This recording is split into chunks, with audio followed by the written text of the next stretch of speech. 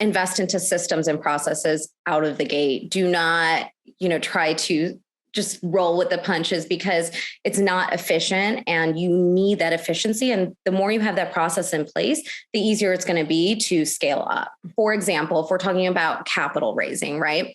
When we have a very specific, like I have a calendar written out of on this date, day one of an LOI, these 5 things happen. On day 3 of an or after the LOI, this happens.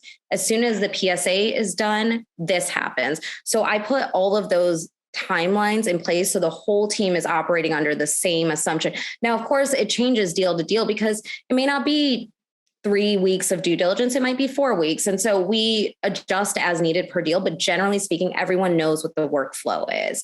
We also have a very specific way that we implement our documentation, for example. So that's the other thing. Our investors, they know what to expect. They're not being thrown into the middle of a new process every time we raise capital. It's the same. And I always joke and say, like, we're really boring investors. We're super vanilla because we do the same thing over and over and over and over. And that's all we do.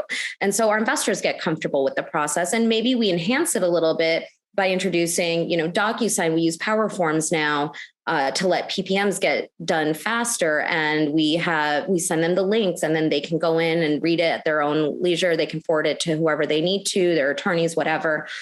So that's like another system that we put in place that we didn't have in the beginning. And I think that those little tweaks, and it can be anything, just start setting them up right away. Don't wait until you need it, because then it's much harder to put it in retroactively, like you said.